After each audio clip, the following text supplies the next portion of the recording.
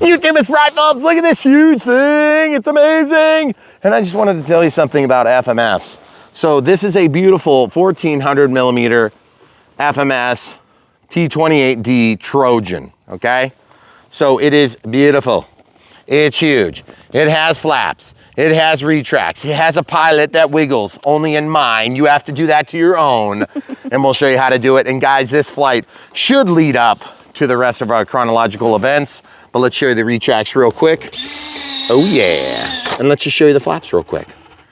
We are running this on an AR 620 with the reflex for stabilization. We know that the springy oleos are gorgeous. And watch this, guys. This is something you may not have expected. Takeoff flaps deployed. And what is going on? Why are you going backward? I'll tell you why.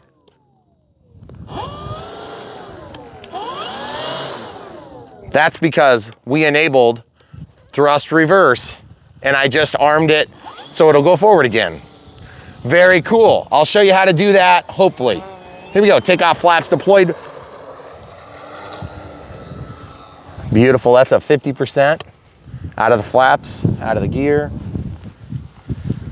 There's 100% throttle now.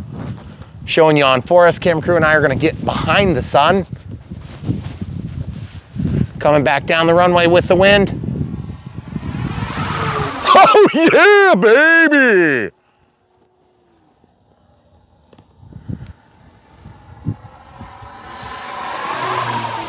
Amazing, folks. That's 50%. Takeoff flaps and landing flaps. And you're like, Brian, how the heck did you do that with 6 channel? Exactly. How did I do that? Here's how we did that. We read a manual and then we applied what we read to what we could do, and it didn't work out quite as good as we wanted. And yes, it is windy and that it's not AS3X. That Reflex V2 is working out just fine. Full landing flaps here. Okay, let's do just a nice slow pass. Look how much you can slow that thing down now. I must admit, in the manual, it also said we could use 6S, and I'm using a lot of rudder to keep that thing going straight. We're gonna go up and over and a high-speed pass. You ready? Mm-hmm. Oh, yes! Amazing, guys. That was full throttle for 3 passes, folks. And we're just gonna let it fall down. Give it a little help on the nose, full landing flaps, and into the bowl. So folks, if you want a bigger and more luscious T-28 than you've ever experienced, this is a 1400 millimeter offering. I know there's a few out there. They're a little bit larger, and that's okay. We're gonna go behind us this time. Okay. You ready? Mm-hmm. I'm just gonna not hit the flagpole. How about that? Good deal, right? Good idea. Absolutely gorgeous, folks. And look how close we are to the ground and just no problems in any snowbanks at all. Full throttle there. And we're just gonna jank it around. Okay.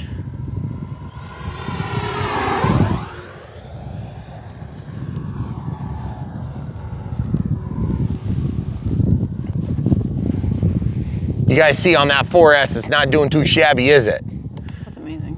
I know. Full landing flaps here, and we're gonna put a dirty, dirty pass together. About 30% throttle. Absolutely gorgeous. There go the gear. Out of the flaps, into the throttle hard, and just went over the dangerous invisible tree right at the end of the runway. As you can see, that's what our pass would look like if we lined it up straight, but we often don't have the opportunity. That thing is cruising, folks. Full landing flaps, takeoff flaps now, out of the throttle altogether, just gliding around the top of that. Okay, gonna take it around. There's definitely a lot of wind and I don't like being in this position, so we're gonna go about 10 steps back right now, camera crew. Perfect, right there. Okay, stay right there, perfect. Full landing flaps in gear. Getting into the throttle, watching for the glide slope. Into the throttle, we got our sync rate is way out of control fast. And then flare.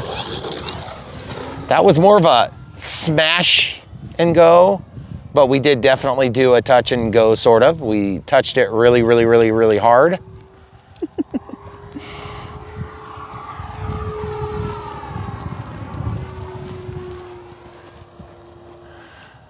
Folks, if you haven't ever flown a T-28, you need to get it done. It's gonna be one of your favorite flight experiences, I promise. Watch this though. Slip, slip, slip, slip, slip, slip, slip, slip, slip, slip, slip, slip, slip, slip, slip, slip, slip, slip, slip.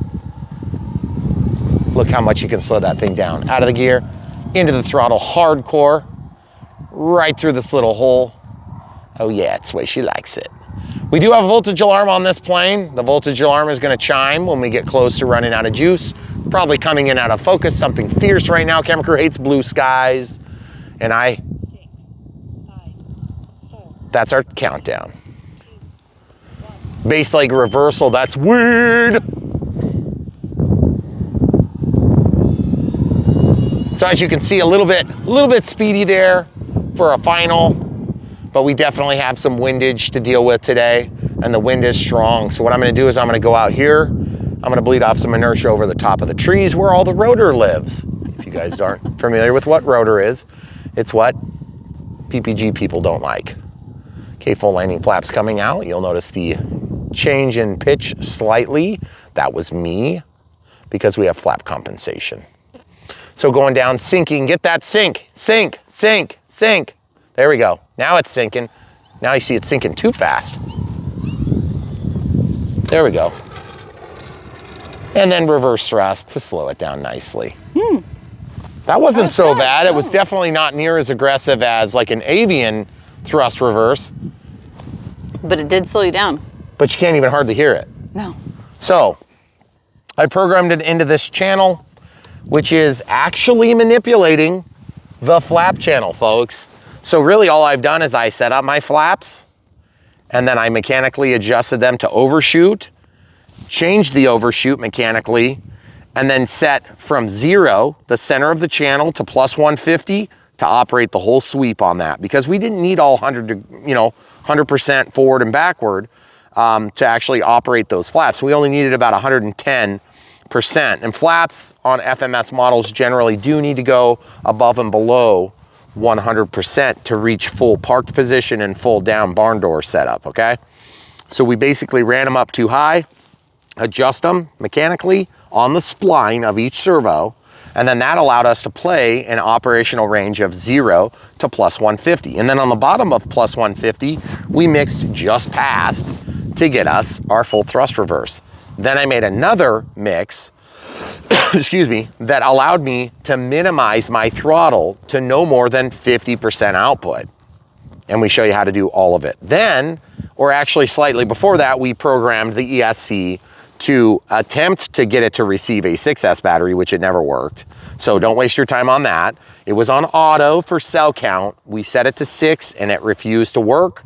And then we had been flying on 4 and had been flying pretty dang good, I would say.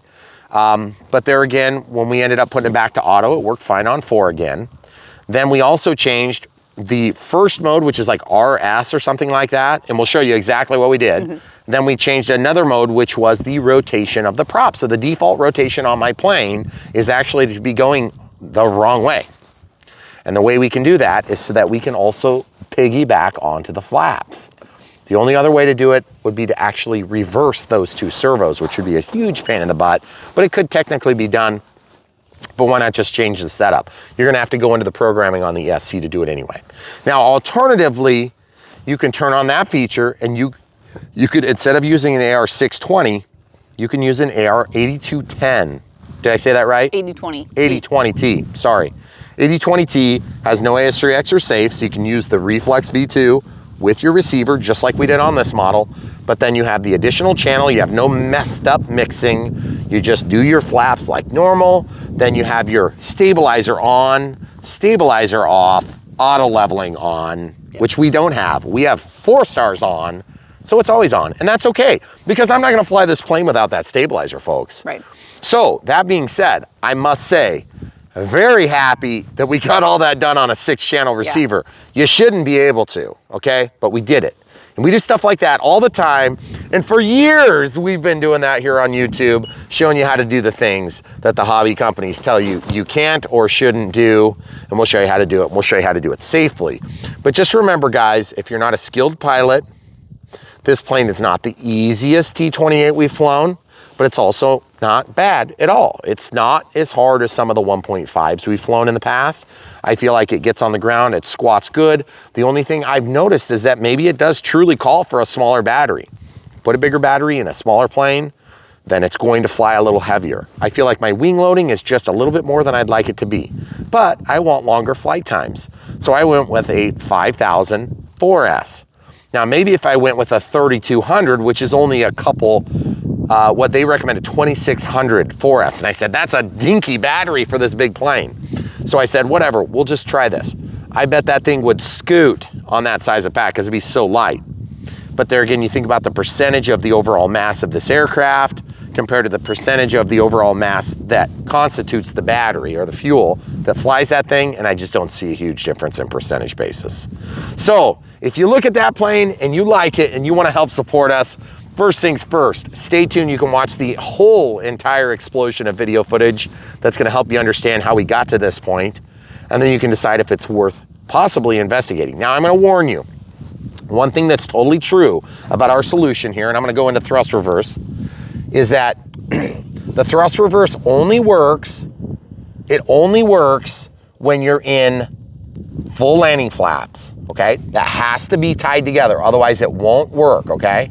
And you can hear an audible beep when it changes direction, and it is not fast like the Avian. The Avian will do it very quick, and so there's definitely value. You see here, I need to turn around, so I'm gonna go ahead and do it, but you see, I don't have much thrust.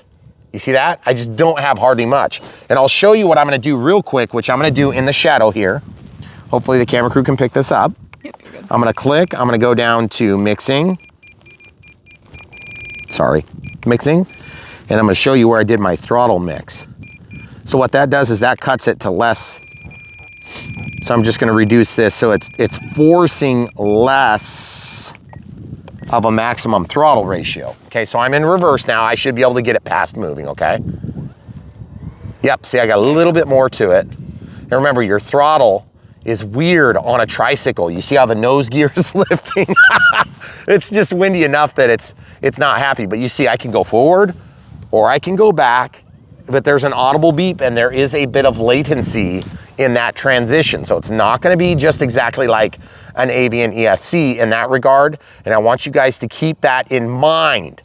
Also, as you can see, I just chopped some grass, so I'm probably gonna have to walk up there. Maybe while we're walking, we can walk and talk, and we'll just go ahead and pick it up.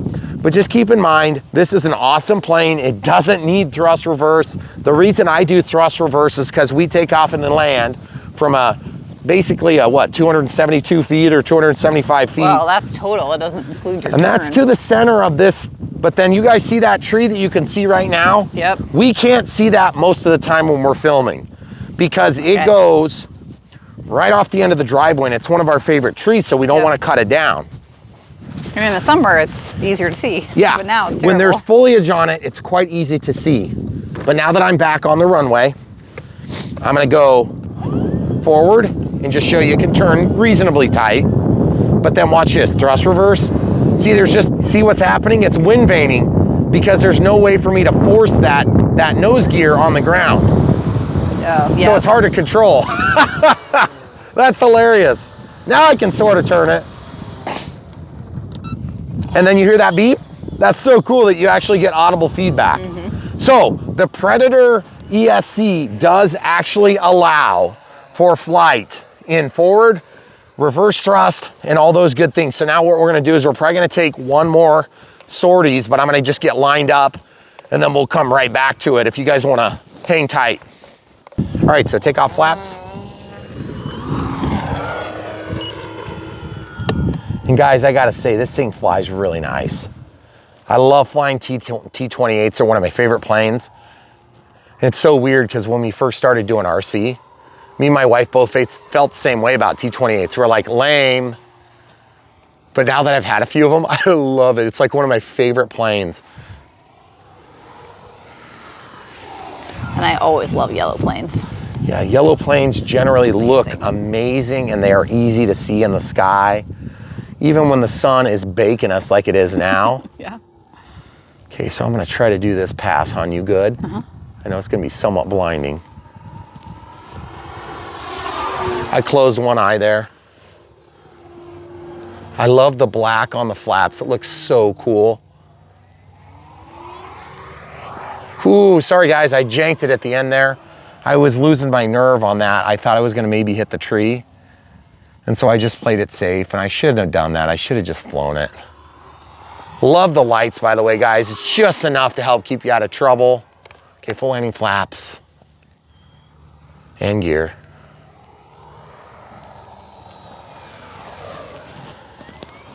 That is so sweet, guys. So sweet. Lots of rudder there out of both. Full throttle. You guys see how much it's janking up and down? Okay, I'm gonna try to go up and over the sun this time, camera crew, just to be a nice guy. Okay, we'll go up, way up, and just see if we can, as it transitions. Okay, so we're gonna go way up here, and we're just gonna do this.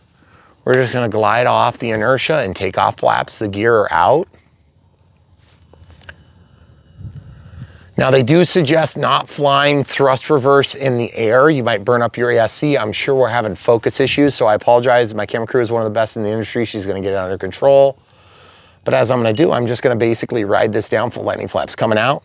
We're gonna find a hole. We're gonna stick it in the hole, and then we're gonna stick it on the runway if all goes to plan. We're gonna pretend like it's dead stick, but it's not. Forcing the nose down just a little bit, just a little bit. Get over the trees. Oh, beautiful glide slope. Beautiful glide slope. Nice. There it is, guys. That was good.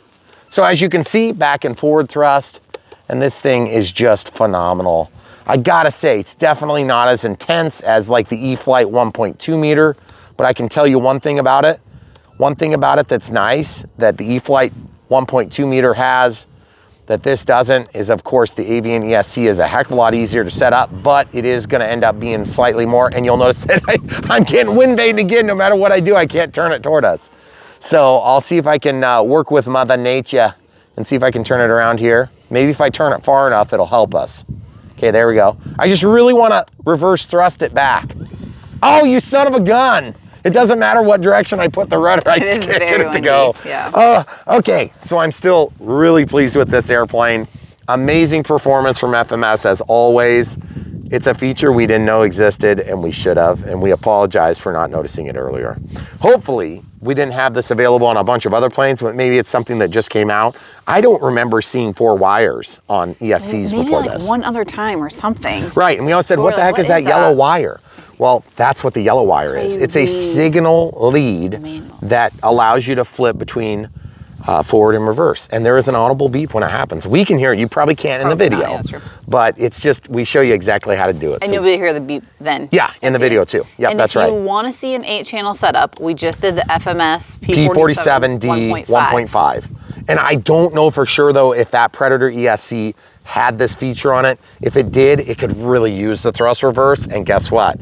We have a spare channel on that 8-channel receiver, because on that one we used an AR 8020T, which means we have voltage of our pack, we have our telemetry, and then we also have barometer, which gave us our altitude, and we also could the beep, beep, beep, boop, boop, boop on there, which is of course a Vario, and then we can do another channel will give us our thrust reverse. So it's gonna be cool, so we can do the barn door, and then what I might do is during thrust reverse, I might actually execute a little bit more flaps for maximum drag. But one thing I'm noticing about this is because I have to deploy the flaps all the way down, it's catching more wind.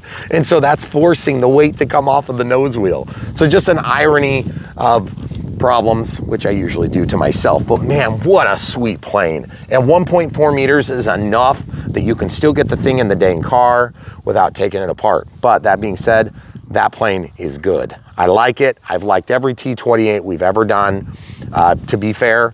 So we don't mean to, you know, say this is the best one or that's the best one. Really, what it comes down to is what's the best one for you right now. That's one you should buy. Because here at Brian Phillips RC, we understand that everybody is at different stages of their life. There are different stages of their RC habit. There are different stages of their addiction to RC and flying and aviation. And we just want you guys to get the fix you need today. So definitely check out the 1.4 meter T-28D Trojan. It's amazing. And guys, stay tuned. So much more on this very video. YouTube, it's Brad Phillips. Look at this. We've got the T-28 1.4 meter from FMS. As you can see, this thing is huge. Awesome retracts, which is super cool. We have takeoff and landing flaps. Obviously, we've got some LEDs going on here, as you can see right here. And we're gonna go ahead and take off right now before the sun sets. So this one's been out for a little bit, but it's huge. Stop right there. We're running ours on 6S. We'll show you how the pilot still has his place.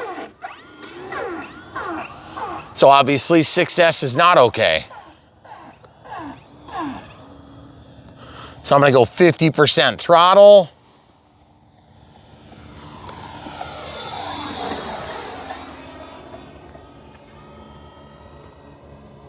Okay, full landing flaps here.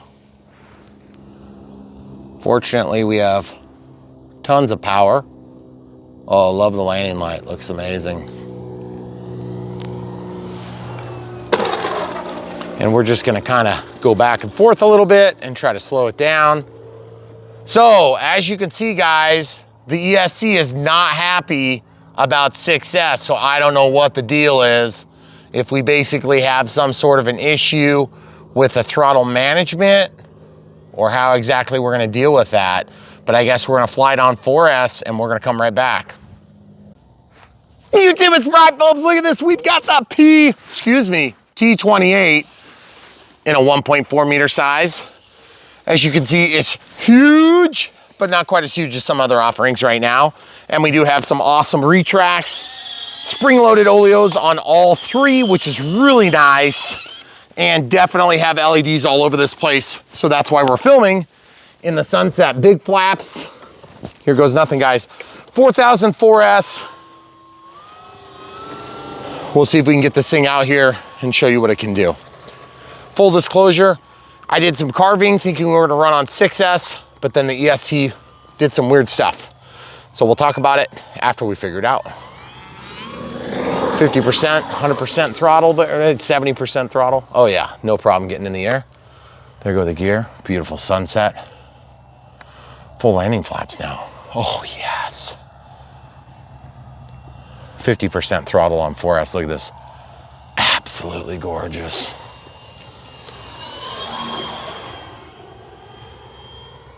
About 60% throttle there, about 40, 30. Absolutely love looking at it. Just exactly what I wanted out of this thing on 4S. Now let's show you out of the flaps. Not exactly unlimited vertical. We have an 80 amp ESC in there. Take off flaps now. Oh, that's got some presence. Not a crazy roll rate, that's rudder plus ailerons, folks. Okay, full landing flaps now, we're gonna bring it around.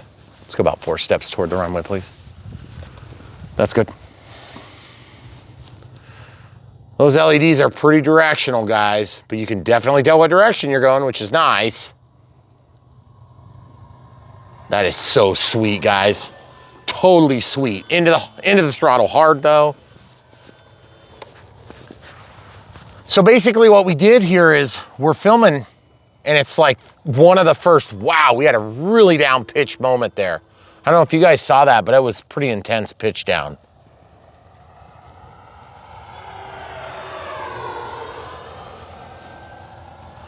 So I don't know if maybe we got a little bit of nose heaviness or what the deal is, but we are right centered in the battery bay with a 5000 4S, which happens to need an adapter because it's got an IC5 connector on it. Take off flaps now. Oh man, that is gorgeous. Problem is you can't see very good. The LEDs are definitely not gonna be of the day bright environment, or excuse me, the day bright style. Okay, out of the flaps altogether. It definitely needs a little bit of trim to go level. But that's good speed. Okay, you wanna go toward the bowl, please? Okay, take off and landing flaps. We're gonna bring it down. Just riding it out of throttle here. Okay, I hear manned aircraft, but it's way away from us right now. We're just gonna fly in this pink, fluffy, delicious sunset. Lots of rudder here. There's the manned aircraft. Found it, and they're way up there. Absolutely gorgeous trim with this yellow. We're just gonna fly away from the manned aircraft. Bring it up and around. Anti-crash beacon, forward-facing landing light now. Doesn't matter what direction you go, you get a little something for light. We're gonna bring it down the runway. Camera crew, you good? Mm-hmm. Okay, here we go. There goes the gear. Oh, so gorgeous, dirty pass for you. Okay, into the takeoff flaps. I definitely would like to get a couple clicks of trim on the elevator. So about 4 or 5 clicks, so maybe 1% or so. Boy, this plane doesn't bite at all. Oh, by the way, right where I just bumped, there is a tree that's almost impossible to see, guys. It's a pear tree. Is that what that is? Oh, it's a cherry tree. Cherry tree. And so if you guys wonder why I always take that so conservatively, it's because of the nature of that tree's position and its invisibility. Oh yeah, look at that sweet stall turn. We got some good speed for 4S, I would say. Let's just do a big old loop. Coming into the lighting. So amazing. Full landing flaps, and let's carry it around here. See the tight quarters you can get away with. And that dihedral on the wing really does help keep this thing nice and level. Camera crew over here. Reflex V2, right there, perfect. Reflex V2 is absolutely phenomenal. We set ours to stabilized mode and actually used an AR620 in this configuration, so you can see how we did that in our unbox build radio setup. That's our 5-minute timer, about ready to expire there. And all I've got to say, guys, is this plane is everything I was thinking it was gonna be, except for 6S. Let's do an inside loop. There's our beeper. You guys hear? Yep. Okay, so let's go ahead and get in for final. Camera crew about 4 steps over toward the center there. Okay, full landing flaps. I don't know for sure if this is gonna be a good approach or not, because I'm not sure when we'll start seeing lights. Oh yeah, I can see them now. Perfect.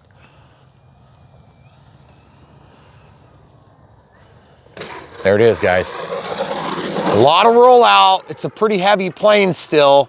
It's a little bit bouncy out there. I don't think we're gonna have problems with the retracts because we do have some nice squish on each of those bogies. So absolutely gorgeous. So folks, what happened was we took off with the 6S and I could tell it noticeably was going to kick into over voltage or over current protection. And I don't know if we have to do some changes to the setup on that ESC in order for it to allow for the 6S. I believe the ESC and motor will pair up fine for 6S, but it says 4, 5, and 6S are available for this plane. So maybe if we get a daytime flight, we can share that. Let's go check out the bogies and see if we damaged them rolling off the end of the runway. Now, obviously, one of my favorite parts about flying the T-28 is takeoff and landings. And I didn't even get like really that greasy of a landing. I would have liked it to be a little bit more greasy, but truth be told, you see how bumpy it is out here? There's definitely some big ruts and stuff. And from plowing the snow and everything, okay, just coming out of the flaps here, throttle cut is on and tested, just so you guys know. Also, this plane, for what it's worth, is easier to pick up than the P-47, which we just did not too long ago. Looks like those are good, and those are good. So all the pieces of the pie are working together well, and we got a pretty good flight time. That was like about 6 minutes. 7 minutes, probably. Yeah, no, 7 minutes would be more, because I had a 5-minute timer, and we've been walking over here for part of it. So like maybe 6.5 minutes. Full disclosure, we did some mods to make the guy fit, okay? I love the way the guy looked, and so what I did was I cut out that foam there, and I actually used the plastic from the AR620 pack to make a little floating shelf for the guy. And then I just like literally took a black marker and just colored in around the edge where I had cut it out, if you guys can see that. And we're using the 5000. Do you have it? Yep, I got it. And then I use the 5000 4S here, and we just have our regular voltage alarm here. So nothing special. Looks like 3.64, 3.62, 3.69, and 3.65. And I don't really trust those exact voltages, just to be totally clear, but they're close enough to understand exactly maybe where the nominal voltage of the 4 cells would be. I know that sometimes on the higher cells on this thing, once somebody plugs in the polarity backward on these little voltage alarms a couple of times, I've noticed that it sort of freaks out the electronics. And so thanks Esteban for that. Who's my flying buddy. He always plugs them in backward. So you'll see that I marked them. Whoops. Well, you will know that I marked them plus and minus, so I know which direction it is. So obviously we did fly that out in Gen 1 so that we had the balance lead, so that we could use that voltage alarm. And why didn't we use telemetry on this? Well, that's because we used an AR620, so super inexpensive option. And we have the reflex, and you'll see that the flashing, that's gonna tell you that you're in stabilized mode. Now, you can take any channel and you can set it to whatever mode you want, whether it be auto leveling, off, or stabilized, and it'll stay there until you hook it back up and change the state of that pulse width modulation on that channel. So for now, we have ours pretty much locked in stabilized mode, which is the only way I'm gonna use it. And really felt like this was a great flying plane. One complaint though is that I was really hoping to run it on 6S, so we'll do a little bit of investigation. We'll figure out what we did wrong, if anything. And then this Predator 80 amp ESC should have no problems with a 6S as far as I can tell. And I didn't smell any burning or anything. I think it was just a setting issue. So we may need to get the programming tool so we can change the setting, or we might be able to go in using the throttle stick all the way up at startup and then walk through the menu in that way until we get to the setting where we can change it from 4 cell up to 6 cell. So that's something we'll look into, and we'll definitely share the results. But just wanted to give you guys a quick set of eyes on this guy here, which looks really good. And then the canopy was pretty much preserved, except for you can see where we tore out some of that foam. So that foam, of course, would help give a little bit more structural integrity. But I love that this battery is essentially on the CG. I felt like we were maybe just a little teeny tiny bit nose heavy, even though we could have gone back a little bit or forward a little bit, and it probably would have been flyable. So just so you guys know, love the way it flies. I feel like the elevator being in the second hole in from the inside there, I feel like we could have gone one more and got a little bit more elevator authority. And then I also felt like on the rudder, if you look, are we on the outside hole there? We are, yes. So we already have the maximum output on the rudder in the servo side, but we might go to the inside hole on the rudder on the actual control horn of the plane, so you can show the people that too. Oh. Yeah, we're on the inside. We could go on the inside hole and get a little bit more movement, because I do like a lot of movement on my rudder assembly. And also, as you can see, we've got some tape that we added, but beyond that, it's just regular stock application. And one other complaint I have about this plane is it has clip style holders on the lid. But because the 1.5 meter P47, we had a problem with the actual, and this was loose. I just noticed I tightened it, no big deal. Maybe it's because of the way I'm holding it, or maybe it's vibration, I don't know. But we'll know that, we'll keep an eye on it and report back, of course. But I'm not a huge fan of the clips, but on the P47, we had magnets holding the back on, and we had it pop out for no apparent reason during one of our maiden flights. So definitely something to keep an eye on. It definitely holds okay. I love the look of the lights, but they're not day brights. They're you know, probably better than some because they're bigger, but they're not intense, okay? So during the day, they're not gonna offer much assistance, but I tell you what, when you drop down, like over here, show them over here, where you go down and you've got the backlit plane, you're not gonna have enough intensity to see, but once you drop down below the trees, you'll see. And that's where you really need LEDs. But again, the blunt face on the wings of a T-28, you don't see the light. You do see the light. So what I was saying is, when I was in the air, you can see what direction you're going because you could see what light you could see. And that is very helpful, but it's not as helpful as being able to see both when you're coming in for final, because you can really tell how level you are. So again, that white forward facing landing light or simulated landing light is super helpful in that regard. And yes, the ground handling was pretty good on this. Didn't have any issues with P factor on takeoff, but you wouldn't tend to have that on a tricycle plane in most cases, in my opinion. It's usually gonna be on tail draggers like P47s, P51s and the sort. But boy, I tell you what, that thing is an absolute looker. I love the way it looks. I love the way it flies. Now I just have to figure out how to get it to work with 6S, because it literally says it right on the box. And let's put the flaps down for you there too. So we set up some barn doors. We actually had to back off the total throw on the bottom because we had binding on the left side, I believe. And we'll show you that on the Unbox Build radio setup. And then also we increased the top throw to actually be able to get them to seat in the normal flying position. So one thing too, if you're newer to the hobby and you want to fly slow, don't be afraid of using takeoff flaps a lot. I fly almost all the time with takeoff flaps when I'm just cruising around, okay? I like that low speed and bring the stall speed down quite a bit. It's just a better experience. It's more fun. And boy, it is gorgeous out here. I wish we could fly again, but I just don't think we're gonna get enough lighting, even though the lighting looks all of a sudden really good. So definitely love this plane. I can't wait to get it in the air again, but I think we're gonna have to definitely figure out what's going on with the ESC. Once we do, we'll be reporting back. Should be this video, but if it's not this video, we'll definitely have it in the second thoughts. If you guys wanna help support us, check out the links in the video description below for this plane. We always do that with just about every plane we've ever done. Unless it's become unavailable, it's like strictly discontinued, we'll oftentimes put a replacement that would be similar. Or if a particular vendor stops selling something, we'll sometimes update the links to a new place that sells the same item. When you follow those links, about 99.9% of the time it helps us. That other outlier is just, you know, every once in a blue moon, we'll do something for a Kickstarter or something like that, and the Kickstarter ends. But in this case, if you buy from our links, you'll be helping to support us financially. We also have a link to the receiver of choice, and we'll have a link to the transmitter, which is the NX8. We are going ahead with the NX10, which is something that I'm excited for, rather than the IX14, which was an offer, but I said too many people are using this Unbox Build radio setup as a utility to help them get in the air for the first time. So I'm like, if we go to the IX, I feel like it's gonna be too much of a jump for a lot of people. I know some of you are gonna be disappointed because you wanna see us play with the IX, and we probably still will do that at some point, or maybe an IX20.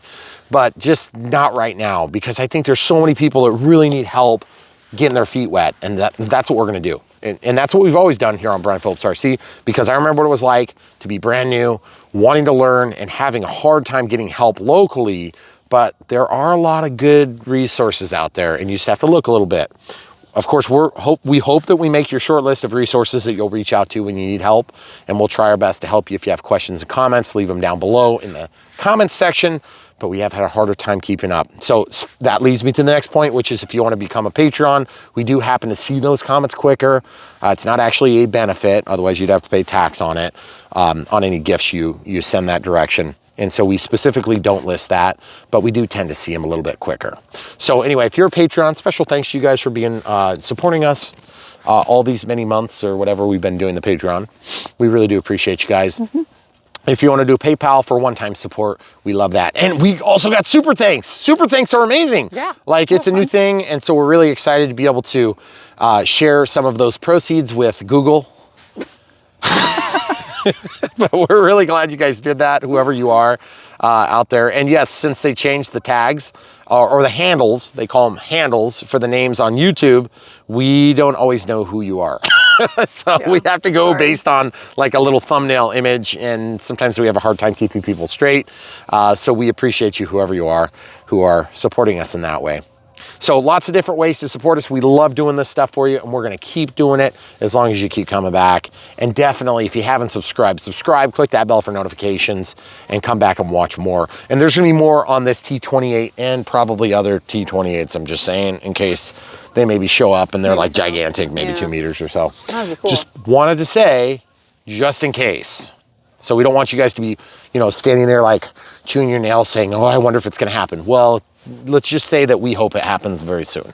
But yes, I love this. And I know a lot of you guys are gonna say, I'm not back ordering that thing. So I need something like right now in my hangar, right this second. This thing is available right now, right this second. So check the link in the video description below. And I apologize if it's like 2.5 years after this video is filmed and it's not in stock and you feel terrible. There will be other links. So believe me, guys, we do a lot of T-28s. And we do show that in the Unbox Build radio setup because we'll show you a size comparison all the way down to 400 millimeters. And then the next step down from this would be like a 1200 millimeter. And if you wet your whistle on a different size, there's playlists for all those airplanes, just so you know. Sure. So what we do on this channel is not trying to steer you into one particular product or another particular product, but more just the idea of flying. We want you to be in the air. We want you to be flying. Because if you like RC, you're gonna love RC flying. If you don't want hard work at the beginning, you're gonna hate this hobby. It's very hard to start, but it's still easier than it's ever been in the history of time to start flying. We got auto leveling, we got safe, we got all these different technologies that help make it easier to fly than it was for decades. And to be honest with you, if you're just getting back to the hobby, it is a great time to get back in the hobby because things have changed for the better in a lot of ways, for the worse in a few ways, and we'll help point those out as you learn more with us on Brian Phillips RC. So thanks for watching, guys. Come back for more. All right, so we just flew on a 6S Gen 2 5030C, and we had an issue, a phenomena, where when we were flying, it pulsed the motor when I was over about 50% or so time, or throttle. And so my throttle cuts on. I just wanna show you, we'll demonstrate that quick, hopefully, because it may not fully demonstrate as we wish. And I think the reason that it might be is because the ESC is not capable of auto determining the cell count in this case, because you can have it set to auto by default, 2, 3, 4, 5, or 6S. So 4S would be denoted by 4 beeps, and then looks like 6S would be denoted by beep, something, something, beep. So, one long beep, one short beep. Yeah, okay. So we're gonna show you how to do the programming, but this is the user's guide. So like if you guys need to pause the screen and just look at this.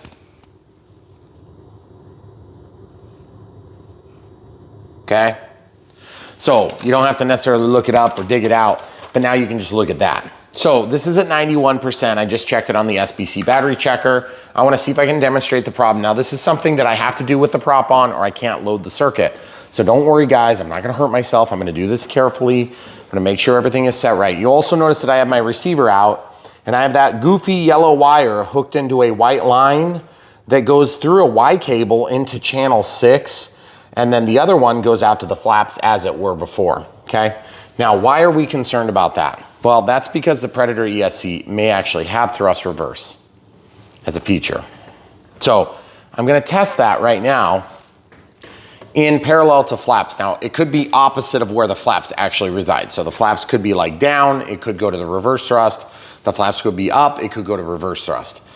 But you can change the rotation of the prop once you turn that feature on or off, okay? Now, their thrust reverse is supposed to be run less than 50% and only on landing, so not in flight, which technically is different than Spectrum's offering through smart stuff, okay? So this is 6S, so we should be able to go in and program everything. I am gonna go ahead and strap the battery in just to be on the safe side. You'll note that we did have to do some carving on the lid, which we talked about a little bit. And so now our pilot rides on clear plastic and we had to cut out, I mean, it's a pretty good sized chunk. Yes, I did keep it because I'm a hoarder. Of course you did. So this is like most of it, but it was a pretty significant amount of foam. And it took me 20 minutes or something. I just kind of did it while the kids were getting ready. It was late. So we were trying to eat. Okay, so here's the thing. Throttle 6 down, throttle cuts on. You cannot initiate the programming right now. So we're gonna demonstrate the problem first, okay? So plugging this in, everything should go into normal startup. Just waiting. Okay, so we're just gonna let it do its thing. Going through the dance. All right, so throttle cuts off. go, there it is, okay? Throttle cut's on. We don't need to demonstrate it any more than that. Right. That's exactly what we saw. So hopefully you guys just saw that on our 4S flight, which was gorgeous, and we had tons of power, almost unlimited vertical, but maybe a little bit past. Not unlimited vertical, but very close, okay? So not shabby on 4S. I was amazed at how good it was. So we're just gonna go ahead and immediately leave this strapped in. We're gonna unplug and we're gonna go straight into setup, because you can set this thing up on 6S. You don't have to put a 4S in there. Now, I could demonstrate that 4S will run, but you already saw it in the flights. So I don't need to prove anything to you. I'm gonna clear my timer. Throttle cut's on. I'm gonna shut that off. It's the only time you're gonna have throttle cut off when you're doing this, because when you go into the programming menu on an ESC, an electronic speed control, you're gonna have to read the manual and understand it, which is this thing. It says user manual of brushless speed controller. So entering the programming mode, you're gonna turn on the transmitter, move the throttle stick to the top position, connect the battery to the ESC, wait 2 seconds, and the motor will emit special tones like beep, beep, beep. Wait for another 3 seconds, the motor will emit a special tone like 1, 2, 3, which means program mode entered. So the first one, beep, one short tone, and then there's gonna be a reply. If there's one short tone, it's off. If there's 2 short tones, then it's on, okay? So to impact changes, what you do is as you're going through, you're gonna move the throttle stick to the bottom position within 2 seconds after one kind of following tones. This will be selected. After the programming item selected, you will hear several tones in loop as following of each program item. Set the value matching to a tone by moving the throttle stick to the top position you want to hear the tone. Then the motor will emit special tone like 1, 2, 3. This means the value is set and saved. For example, if you want to set the motor rotation when you hear 4 short tones or beeps, move the throttle stick. Okay, whatever. I'm just gonna guess and check until I get it right, okay? Because guys, listen, doing this is weird, but it's like not really that hard. It's just a matter of kind of guess and check until you get it right. Throttle cut is off. You need to secure your plane, make sure it's safe. I want the prop on so you can see the dang rotation and we can feel the air moving, okay? Remember, I am going to need an 8-channel receiver to do this effectively, but I want to do a proof of concept without digging out an 8-channel receiver. And I also want to set it to 6S so I don't have to worry about auto. I think that's why we're having problems, okay? So we're gonna definitely put parameter 6 from the default of 1 beep, 1 short tone, to beep, beep, long beeps. Okay, so that's gonna be the first, second, third, fourth, fifth, sixth offering. So we're setting the battery first. Tone. Yeah, we're gonna set that first because we gotta fix that first. Okay. So with the throttle stick all the way up and throttle cut off, okay? So just to be clear, there's our throttle. If it's not all the way at 100, it may not work. So we'll have to test this and see if it works. I'm gonna drop this in. I'm gonna hold the plane in case it goes. Listening. Okay, now it's gonna be a 1, 2, 3.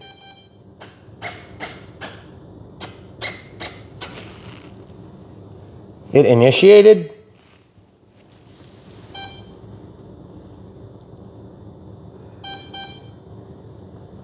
Okay. 1, 2, 3, 4, 5, 6. Okay. To be the next one. That one. Okay. Now there's going to be a beep, beep, beep, beep. Okay, then there's going to be a long beep. Okay. Down. Okay. Okay.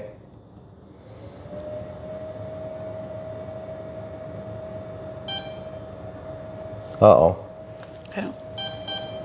I don't know which one we're in now.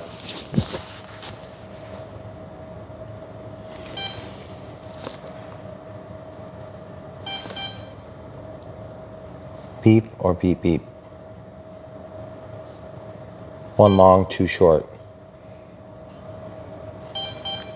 So that one should be in the third Okay, so I'm just gonna set it up and then back down.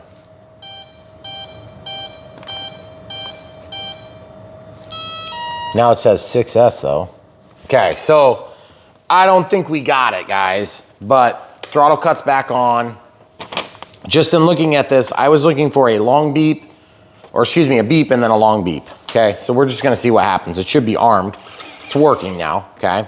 So throttle cut's currently on, tested. We know that's safe. Throttle cut's off.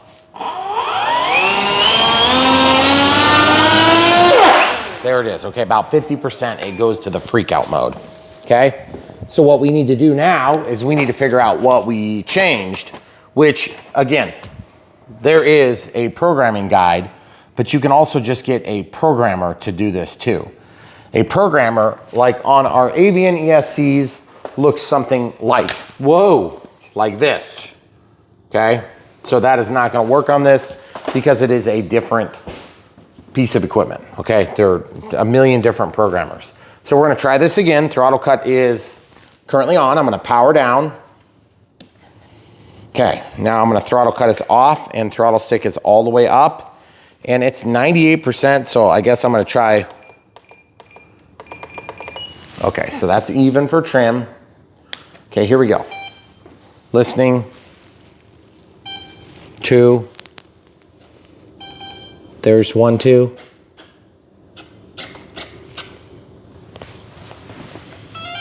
There's the noise. 1 beep. 2 beeps. There's 3 beeps. 1, 2, 3, 4. Okay. Okay, that's the SR function. That one. Down. Okay. Okay, and I want to go to 2. And then I want to go to 3. Then I want to go to 4. Time remaining 1 minute. Then I want to go to 5. Okay, then I want to go to 6. And then throttle stick up and down. Now it's rebooting. Now we're waiting. Okay, so everything is working, throttle cut's on and tested, everything is safe. Now I'm gonna throttle cut off. You'll notice I do the throttle cut to make sure that my system is still safe, okay? Okay, so now we're throttle, sorry I did that again.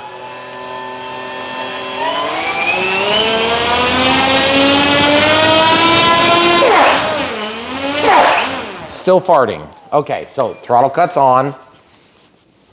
Where did it go? Oh, it went way over here. That's crazy. Okay, so that's a fail so far. So we're gonna try this again. And by the way, guys, this is not the first time I've had to try this again. When it initiated, it beeped 6 times, which is supposed to indicate the battery count, but it beeped 6 times when you turn it on. I don't think it likes 6S anyway. So throttle cut's all the way up, or excuse me, throttle cut's off, and I'm going back into settings. We're gonna wait for that little dancey noise. Okay, it should be the first dancey noise. There it is. Now 1 beep. Yep. Stick down. Waiting for 2 beeps. Okay.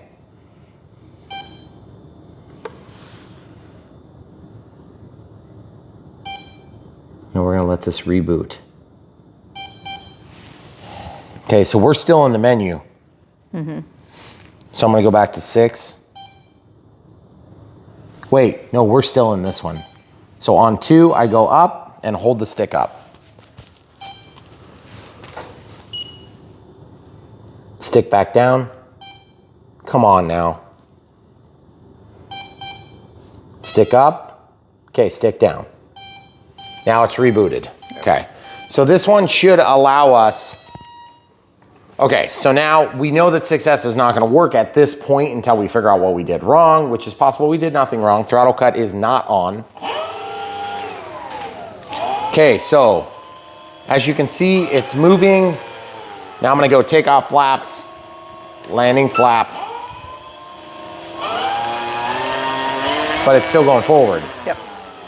Okay, so here's the thing. Throttle cut's on. Watch this. my flaps are not going to minus 100.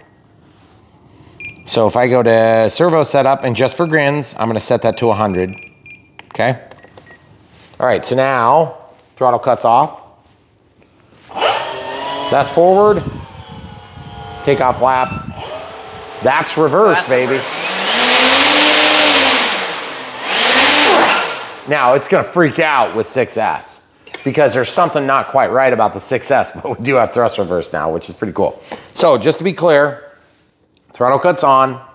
With my flaps in the normal flight mode, it's going reverse, okay? So what I'm gonna do is I'm gonna unplug, guys, watch this. This is the yellow cord just going to the white, okay? This is the extra one that going to the ESC. I'm gonna unplug that and see what happens now. Okay, with that disconnected, throttle cuts off. Still backward, okay? So it's gonna stay in that backward mode, I bet. Okay, now I'm gonna put this back into the signal wire, which is just the signal wire on a Y splitter, so nothing real fantastic here. Okay, now watch this. Throttle cut's still off, okay? We're going backward. Take off flaps. Landing flaps. Now we're going forward. Now, again, we don't have the 6S figured out, but we do have the thrust reverse figured out. That's totally not what I figured. Okay, so we might need to do a little bit more investigating, but that is pretty sweet because we could actually then rotate the direction of our normal mode for throttle, okay? And if you rotate the direction from clockwise to counterclockwise, the default is, or you can just switch two of your leads. The default for your rotation is counterclockwise or clockwise. So you could go counterclockwise and it would switch the direction of that. Or you can just take two of your wires and switch them at any time. Then what that would mean is when your landing flaps are on, you would have thrust reverse. Okay, so there's forward. Okay, then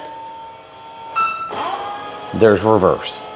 So at some point during the sweep, it would actually change the direction of thrust, which is pretty cool because now we can have thrust reverse on these FMS models, but that means that we would need to have 8 channels to accomplish that and do it the way I want, which is come in for a standard flight landing, throw on switch G, and then I can have some mixing set up to limit my throttle to 50% output.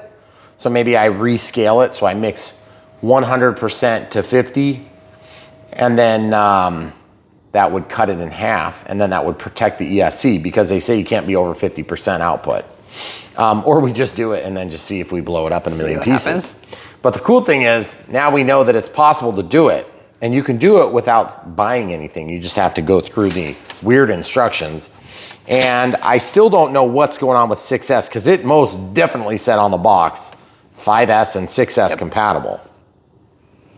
So I don't know if we're doing something wrong on that. You can also restore factory defaults on this, which would be the last setting. So setting number 11, it'd be like long beep, long beep, long beep, beep. So now what I need to do is try to figure out how to get the 6S to be restored. The other thing is we could also test and see what happens with 4S now that we have tested this. With 6S, we have a 4S that just got charged. It's a 4000 4S. It's a little bit different size. We're gonna go ahead and pull this adapter off for the moment, just so we can test this theory. Okay, now we're obviously not flying, so it should be no problem. Okay, throttle cut is on. So that's normal startup. 1, 2, 3, 4. Okay. Okay, so throttle cuts off. The ESC's pissed off because it's like, this is not right. It's not a 6S. That's right. So in that case, there's still something not quite right then. So that tells me that we did set the setting to 6S. We're gonna put it back to auto. We're gonna show you how to do that right now. I gotta plug in my 6S so it'll get us in there. Throttle cuts off, throttle sticks up, okay? Now I'm gonna plug in my power again. And by the way, this is when people cut themselves. So don't cut yourself. Yeah. Okay, so remember we're going to parameter. Camera crew's gonna help me with this. We're waiting for the Dancy. Okay, now we're looking at beep, Yep. then beep, beep. 2, 3, what am I looking for? 6. 1 long beep, 1 short beep. Well, just tell me where we are. Point so you can we're on actually see 5. with your fingernail. Okay, this Like one, this. 6. Yep. Down, Okay, then we're going over here. 1. on, Yep. then back down. Now it's rebooting. Now it's on auto ranging, correct? Yes, Okay. should be. So it obviously,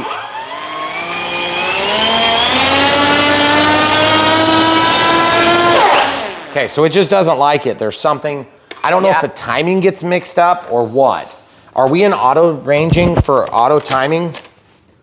The timing is currently set to auto. So I'm not gonna mess with that. If it's on auto timing, then it is what it is. So there's definitely something about 6S that's not happy about this configuration.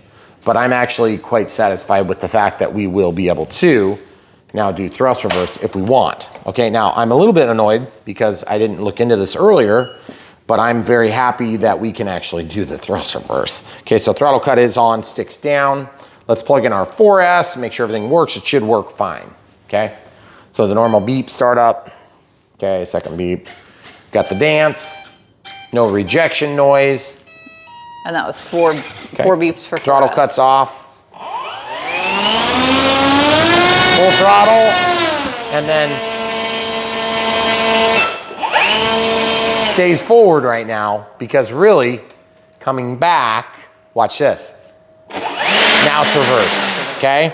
So what's gonna happen is as part of the sequencing on that ESC, I think it only reverses after you've gone through the sweep of the control channel once.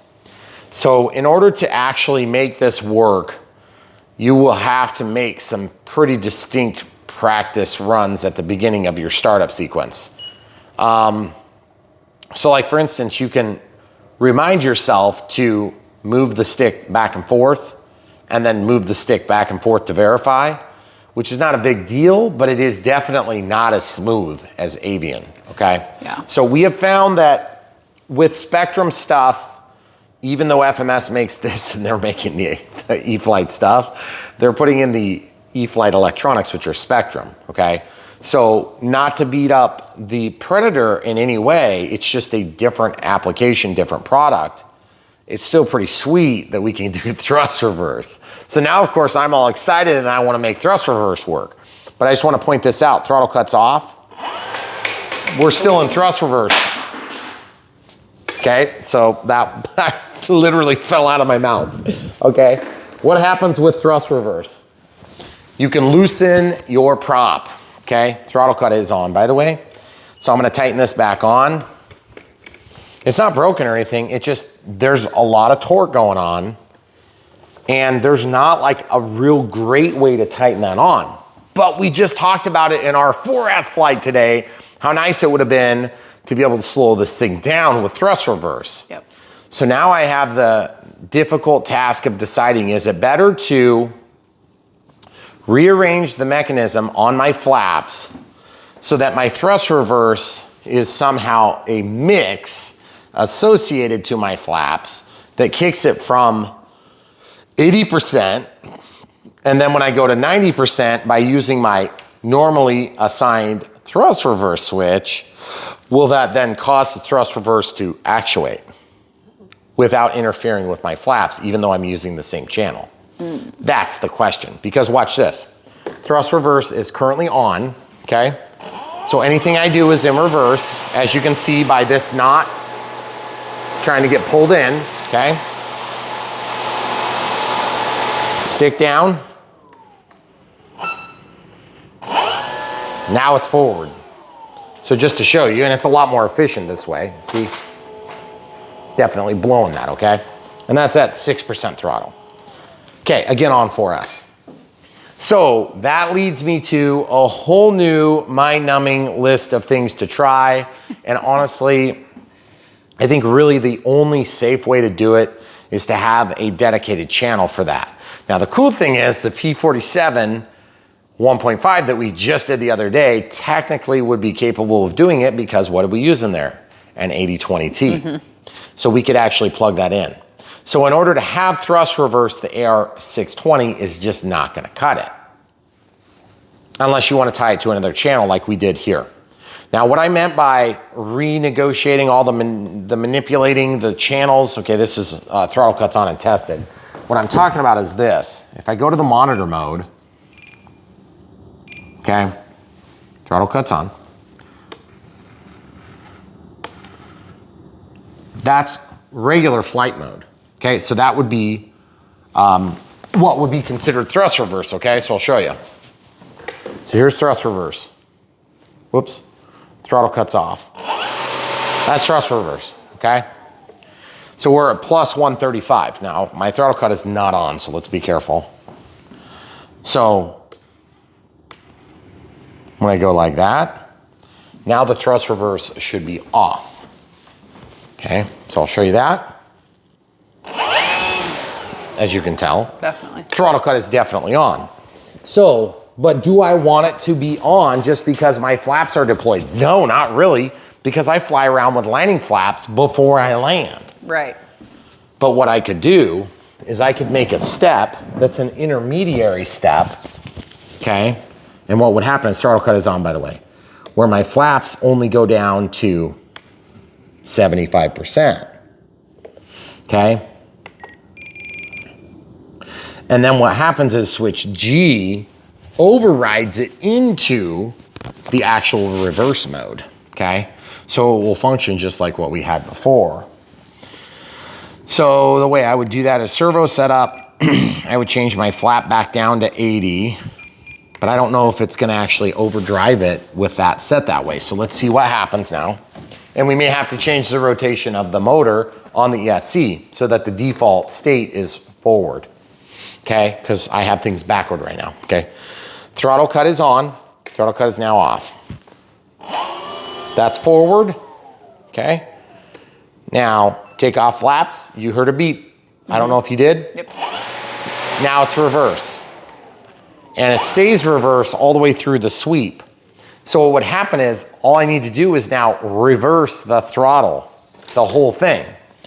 So on the manual, it says that clockwise is the motor rotation by default. So we would need to go into the 1, 2, 3, 4th timing, or the 4th thing, right, in the programming. So the stick's all the way up. Yep. Throttle cuts off. Plug this in. And if you guys are lost, don't worry. We are too. This is a weird, goofy thing to have to do. Okay, so now we're listening for that weird dancey noise. We're going to number 4. You need to make sure that camera's up high enough so they can see what you're pointing at. Now 2. And I'm looking for 4. Yep. 3. Should be this one. Okay. And then stick goes down. Yep. And then we have to wait for the 2 beeps. Yep. Okay. Now stick goes up and then back down after the doo-doo-doo-doo. Now it's rebooting.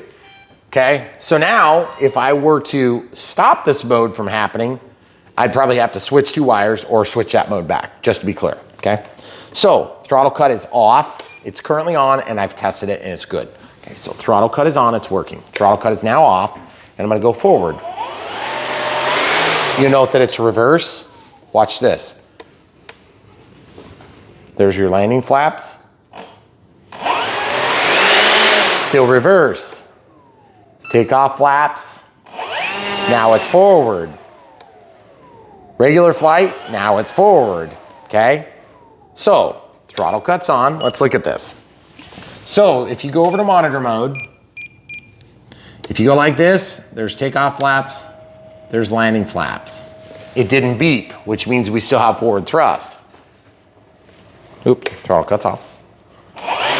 Nope, we have reverse thrust on landing flaps, and then we have forward thrust on takeoff flaps. So there is a distinct difference between the halfway sweep, and let's call it 0% and 150% up here, and then 0% and 150% negative down here. Anywhere past minus 1% will actuate reverse thrust now that we've set this up. So if your takeoff flaps are still in the positive range, like they are, see, 135, I could run that as high as 150 and then move my spline by 1 step, which gets me further into the positive range because we don't need the entire throw on this channel, okay? Now we're firmly into the reverse thrust setting, okay? But what I could do is I could go down here to the flap system and say, no, so for you. Now watch this. Okay, so there's takeoff, there's landing, but check this out. We should still be, we might need to go like +1 just to get past by those like little rounding errors. Okay, throttle cuts off. This should still be forward. And it is. Takeoff flaps and landing. Look, there's your takeoff flaps. There's your landing flaps. Okay? And I can get a little bit more mechanically out of it. And then get this. Now I want throttle cut is on and tested. Now, you see, 140 and 1, okay? So now I'm gonna go to servo setup and I'm gonna open up this range to 150, okay? It's gonna overdrive that. And now I would have to make a mechanical adjustment to my actual, where my spline is on the servo, okay? And that's gonna allow me to then bring that back to the mechanical position it needs to be, okay? So we're gonna pause and get this set up. Okay, so full disclosure, I rebooted so it's like stuck in that reverse thrust, but that's okay because I don't have a problem with that on the initial boot up. This is gonna force us to check what's going on. So if you don't know what you're doing, guys, if this is your first plane, just do me a favor and please do not use a reverse thrust. It's a good way to cut yourself. And I don't say that because, you know, I pretend to be better than you guys or anything like that. I just don't want you to get hurt. And it is one of the weird ways you can get hurt in this hobby, especially the way I'm rigging this one up. Okay, so serviceability is really nice on this model because look at this. All I have to do is undo this to get the servo out. And then guess what I can do? I can go to my takeoff flap setting, which is now 150%. Okay, so you see this? Look at that.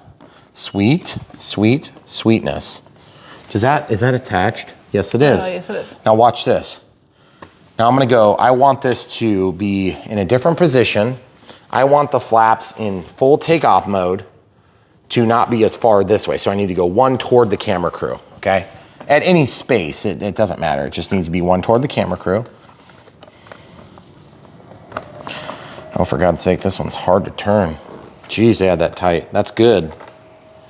Okay, so this is a 17-gram digital Metal Gear servo, by the way, which is like really high quality.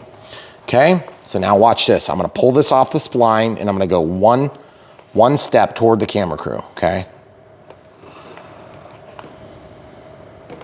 Okay, now that I've 1 step toward the camera crew, it's not, I don't feel like it's lined up very good. Okay, now I'm 1 step toward the camera crew, 1 spline.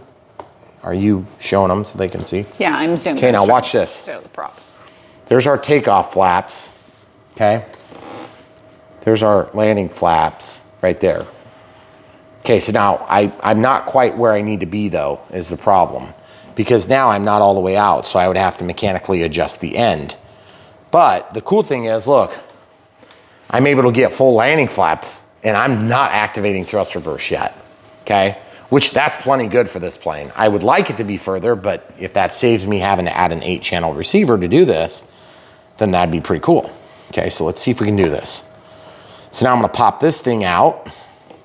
I'm gonna go back 1 spline position and see if we're in the same as the other one, which it looks like we probably are. Ooh, there we go. No, we're actually 1 spline position back. We can do that. Okay, so I'm gonna leave it in this position. I just have to make it concur on the other side. Make a match, okay? So now I have to pull this thing out. So it's probably gonna be easier to just pull the screw out. As usual, when you film something, plan on every screw possibly that can drop, will drop. Watch yourself, I'm gonna close the gear. Okay. So now guys, if you haven't figured out what the heck I'm doing, what I'm doing is I'm moving the physical action back so that I can make my electronic range from 150 plus to 0, actuate the entire flap movement. Then, when I give another servo movement just past, it's gonna go to thrust reverse.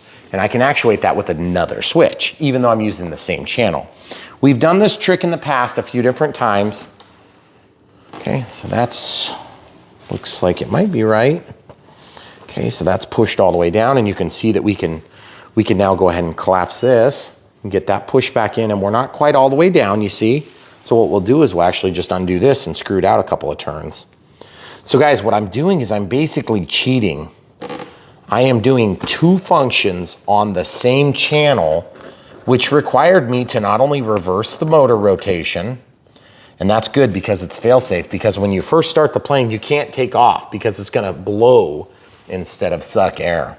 Did you know that? Right. When you first do it, you have to actuate it to the point of thrust reverse before it's gonna allow it to work, which would be annoying if you didn't know that. But since we know that, then it's no big deal. You just act on it. Now, the other thing is, okay, so now that that's done, I'm gonna take out this Phillips screw here, and then I wanna go out probably like 1 turn or 2. And then we're just trying to level this up, okay? Now, why didn't you just do it with that in the first place, Brian? Because you're gonna run into the foam and overdrive it, and it's not doing us any good being past center there. Okay, now that's on the outside hole. The other thing I can do is I can go to the inside hole, which will buy us even more throw, because we're only now operating on half of the range, okay? So that's cool. Okay, so I need to go out. Okay, I'm gonna just pull this screw out here. Hold it in my lips. 3 fingers, unscrew, 1 half, 2 halves, 3 halves. We still have tons of purchase there. Now I'm gonna take this screw and put it back through the ball link. If I can get the thing to fit. Okay, so the ball link is now gonna line up. And yeah, we're actually just past center, so I actually need to go half a turn in. 3 fingers, half a turn back, okay? So I'm just guessing and checking until I get it. Actually, 1 more half turn back too. Okay, so now that is going to line up so that our control is right at the edge of the ailerons. So now for those of you at home that are trying to figure out what I'm doing, if you really honestly don't understand what we're trying to accomplish here, I kind of get what you're saying, because this is a complicated thing. We've done this before and we found success with it, but it's not one of the easiest things to do. So if you don't feel comfortable doing this, just get an 8-channel receiver instead of a 6. So you get an 80-20T. We use that on the P47. Okay, so now that's just down. You see that? See, it's just down. I feel like I need to go past 1 more. Unfortunately, my guess and check method did not totally pay out dividends on that. So now I need to go out another half turn to get past where I need to be.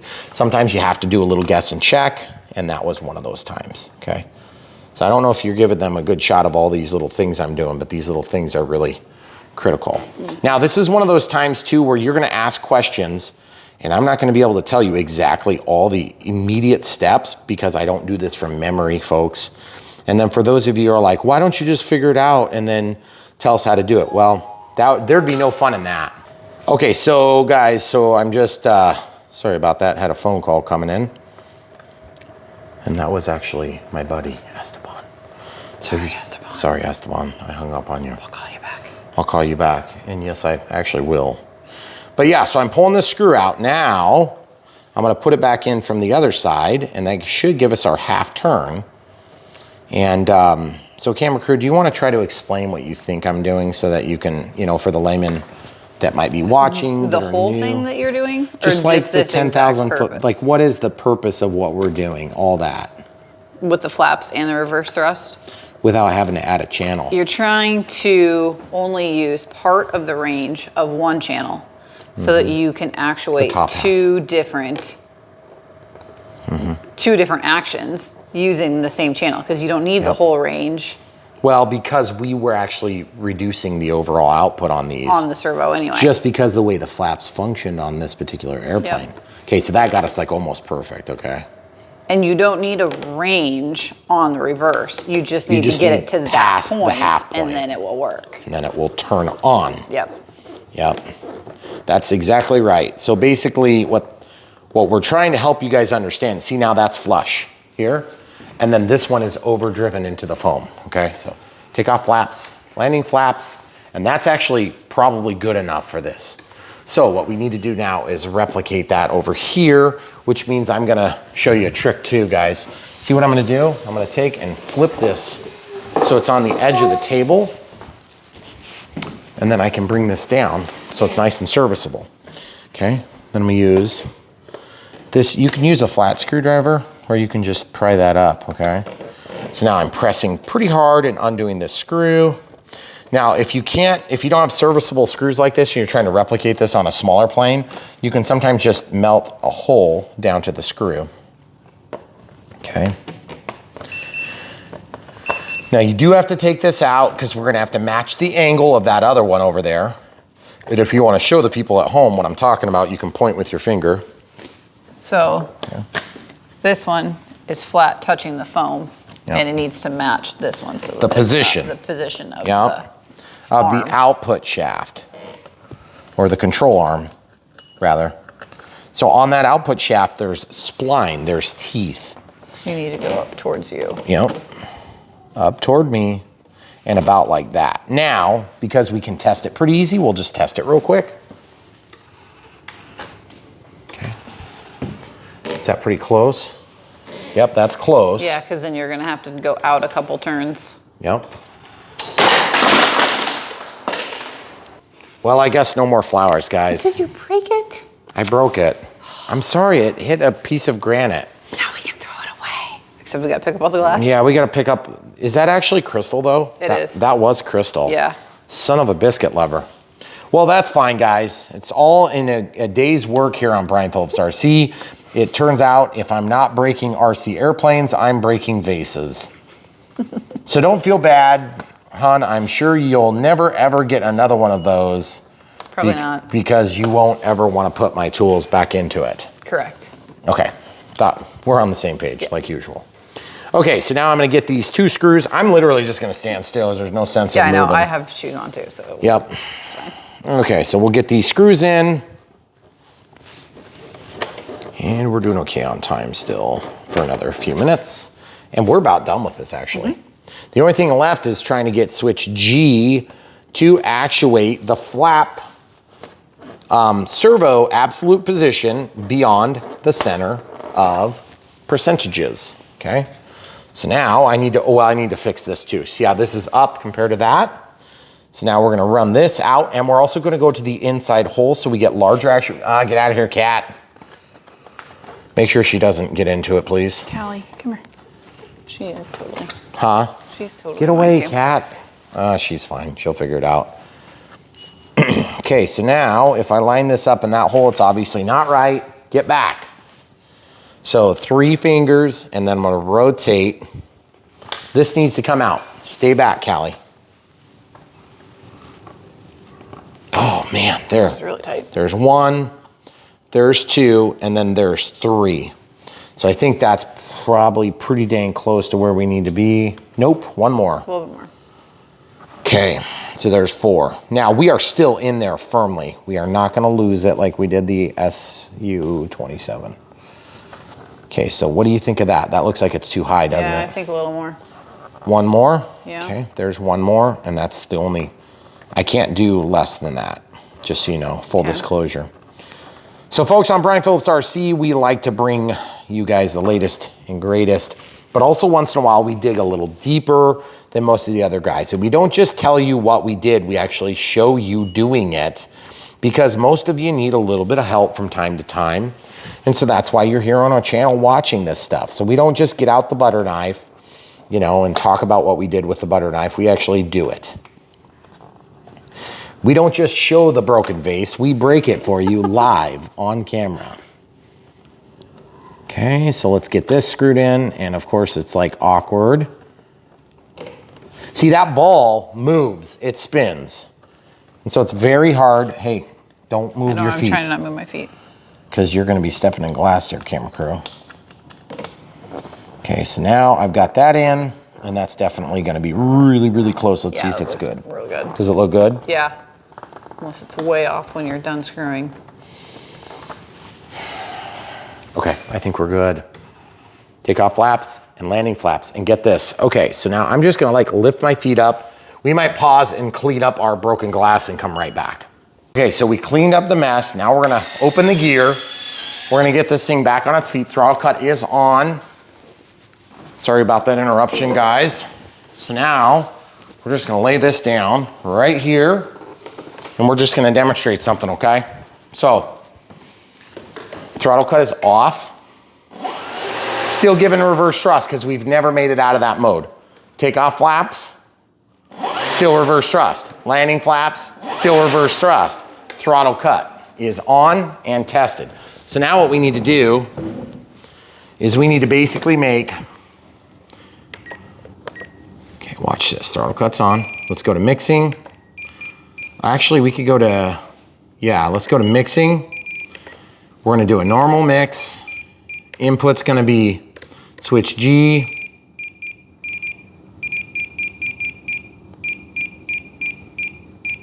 G to flap. Okay, now I don't know how this is gonna work yet. And I'm gonna turn this on so that it's on switch G or G, like that, okay? But then if it's here, it's not. It's not on, it's just on these two, okay?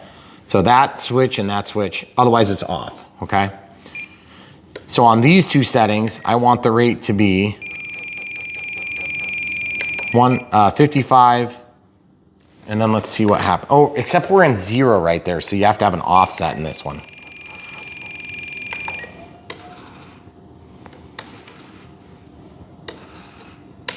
See how nothing moves? Okay. See how they're moving now? So now we're in thrust reverse. So really we shouldn't need much.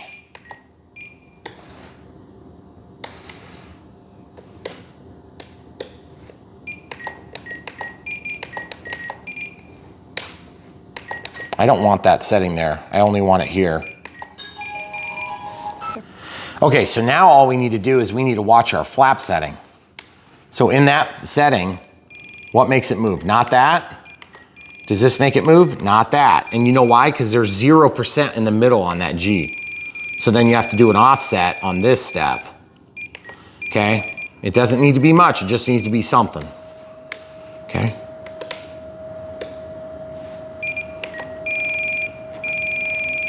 Nope, that doesn't make it move.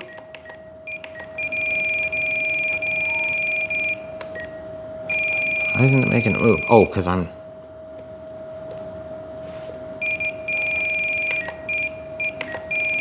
See how nothing's changing on flap? There it goes. Now we're changing. So we do a 10% here. Okay, so that gets us just into thrust reverse. Okay, so throttle cuts off.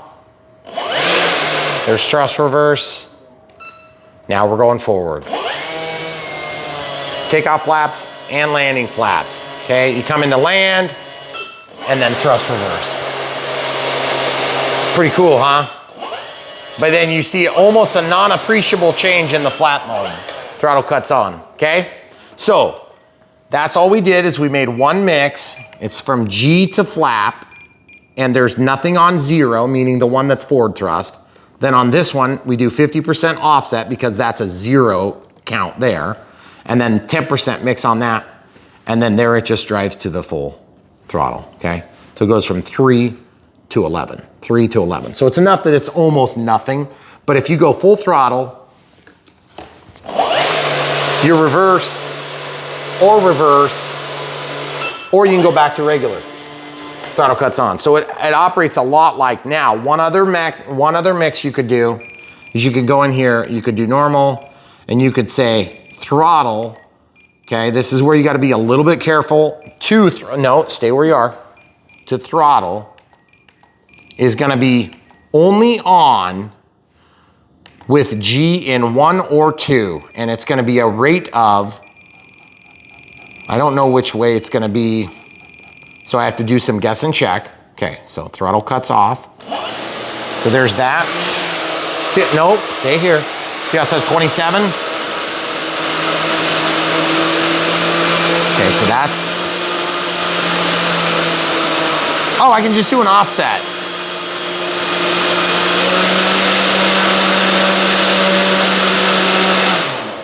Should be able to do an offset of 50%, okay? Because that's gonna limit the throttle to 50%.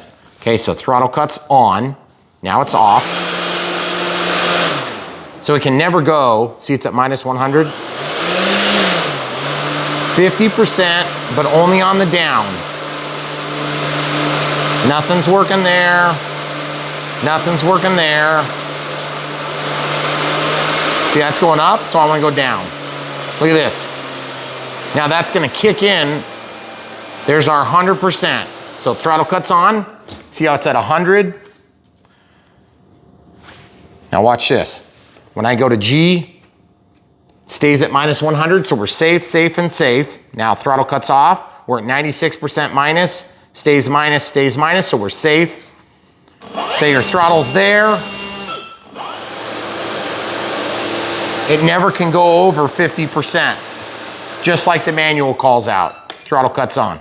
So there you have it, guys. So it's 2 mixes, and we're on 1 channel with 1 Y cable. That is pretty sweet. So guys, hopefully, I can't wait to show you this, but now there'll be another flight and you'll get to see it. But also keep an eye on your nuts, because now you're gonna be thrust reversing, which is pretty sweet. So thanks for watching, guys. So much more. Stay tuned. We're gonna have a flight where we test this. And yes, now we can do thrust reverse, even with an AR620. And here's the thing. The only thing that's stopping me, okay, so there's forward thrust. Okay, so as you can see, it's going forward. Okay, now I'm gonna go nothing. Nothing, okay?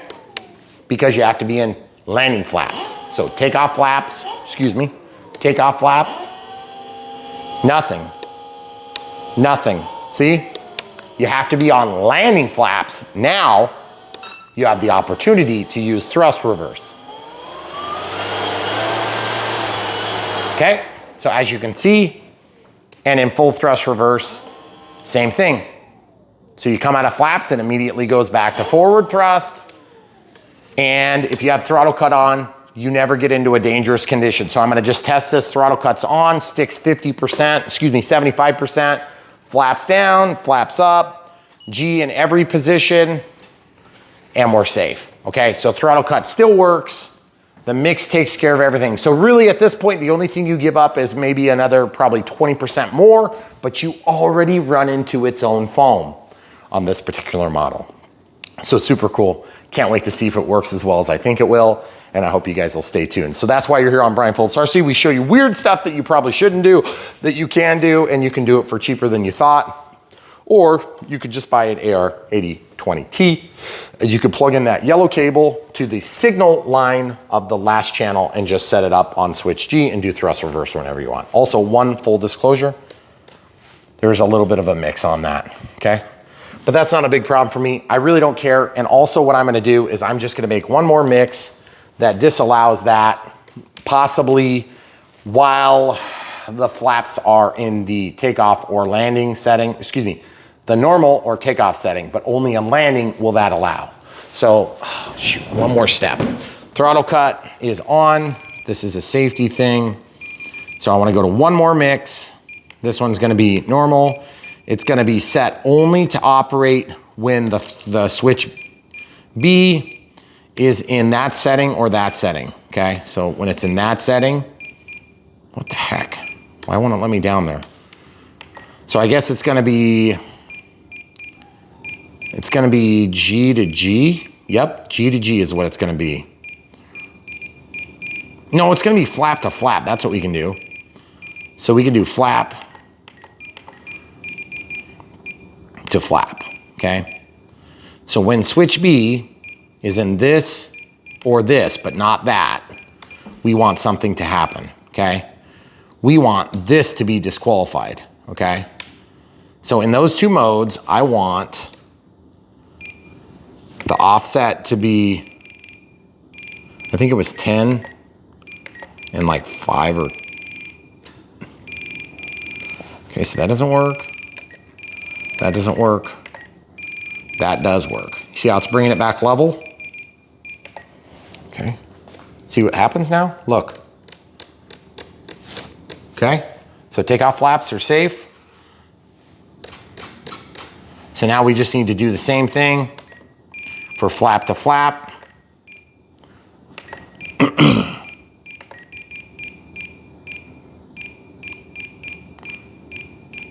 Flap to flap. And we're gonna set that so it's only true when the flaps are in this mode or this mode. And excuse me, it's in this mode. Okay, so now, does it move? Yes, it does. So we can do the rate of, I think it was 10, and the offset is gonna be the opposite. See how it's going back? I don't think that's right. Oh, actually it was pretty close. The offset might not be needed in this step. See how it's moving up? See how it's changing less?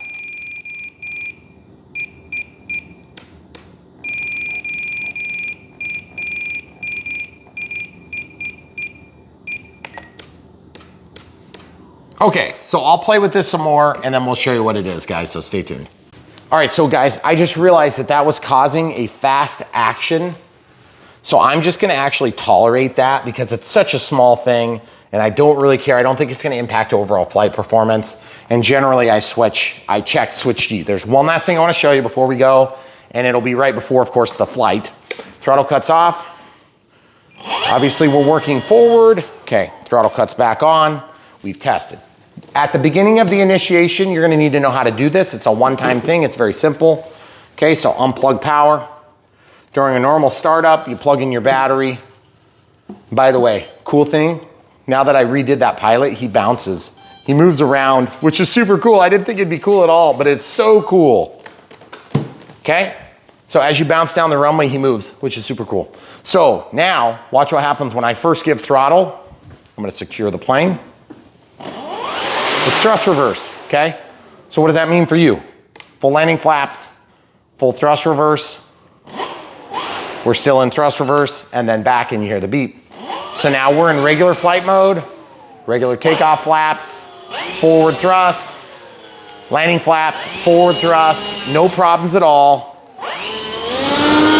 Very good power, tons of power in fact. Okay, now thrust reverse, good reverse thrust. Okay, switch all the way back, good forward reverse thrust, okay? So everything is set, everything is tested, and then we go back and forth between our forward thrust and our reverse thrust. And we didn't do anything but add a Y cable right here, and I don't even know if we showed this, but I'm gonna show you right now. If we forgot earlier, my apologies. I was mostly testing it for my own understanding. I unplugged my flap, which was here, and I put a Y cable into the channel. And then from one Y cable, I plugged in the yellow cable to this white.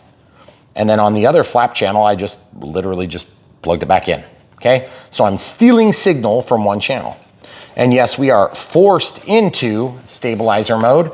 And guess what? If we had 2 more channels, an 8-channel receiver would be perfect because we could do all this totally above board, and we can turn on auto leveling if we decided we wanted it. My biggest disappointment so far on this plane, and the only disappointment really, is that I can't use 6S, and I carved all that crap out to make 6S fit. So if you guys, but I kind of like the way it looks now, because now the guy bounces when you're going down the tarmac, which I think is totally cool, and it's such a stupid little detail, but it's really cool, because normally they're fixed. Well, this guy like wobbles like a real human would, and I just think that's totally sweet. So anyway, guys, as you know, we make some serious sacrifices for you on Brian Phillips RC, as you can see from this. So the camera crew is going to be petitioning for support on Patreon and PayPal to replace the poor crystal vase. I just wanted to put that out there and get out ahead of it. But at the same time, we really appreciate you guys. You are a super supportive audience. We kind of say that in jest, but seriously, she might kill me. So anyway, We love doing this channel, but it is seriously a real sacrifice, mostly for her, because I love this stuff. I get all excited by it, and she's super supportive of me and the rest of the family too. So at the end of the day, really, when you're supporting me, you're not really just supporting me, you're supporting our whole family of 6. And so we really appreciate that. This is real life for us, even though we bring it to you on YouTube, which seems like sort of just ordinary. It's very not ordinary. Maybe when we started this, it was ordinary, but now it's not ordinary. It's extraordinary. That's one way of looking at it. So if you guys think it's just all fun and games, that would be nice. It's yes, actually a ton of work, but I do love the work, and I want to keep doing it as long as you guys keep coming back. So hopefully this flight is awesome and the thrust reverse makes a difference. If it doesn't, you can rule out having to go through all that trouble. So remember, Y cable, so you can plug in the yellow to a signal paired with flaps. Then mix your flaps, mechanically set them so that they go up higher than they would, and you run the whole range. So you actually, you shift that top range to operate as your full range mechanically. Very easy to do. We showed how to do it. Thirdly, then you can go into your ESC programming while not having throttle cut on and having the battery disconnected, throttle full up with your transmitter on, plug in the battery, wait for the beepy song, go to parameter 1, change it from the first beep to the second beep by literally at that point changing the condition of the throttle up and down. You'll hear the response, and then back down. It reboots at that point. Unplug the battery, do it again. Go to the clockwise, which was number 4. Switch it from clockwise default 1 to counterclockwise 2. Then auto for the cell count is already right. So that hopefully dumbs it down for anybody who's just trying to make a quick list. And remember, this is YouTube. You can write it down just as easy as I can. So I'm hoping you'll do just that. Or you can just rewind and watch it again. So that being said, guys, amazing, super cool, huge plane. And so you'll see more in the Unbox Build radio setup, but this came after the fact, and we are really happy at game because we might be able to apply this on other models. But I do firmly believe that having the 8th channel would make this a lot safer and easier. Yeah. So you might want to think about that. By the way, P-47D, Razorback, Thunderbolt, that one is already uploaded a couple weeks ago. You should be able to watch it right now if you're curious on the radio setup, unbox, all that stuff. We have that, and the AR8020T does not have AS3X or safe, so it's considerably cheaper than other telemetry equipped receivers like the 8360T, which would be AS3X and safe, but you don't need that to do this plane. You can still have auto leveling on off if you do that, and you can have thrust reverse if you do that, without all this screwing around. Or if you're a cheapskate like me, you can do it this way. And you could throw 11 in there if you want and save even more money. But we want you guys to buy the stuff from the links, and we will link to both in the video description below. So thanks for watching, guys. So much more from Brian Phillips RC.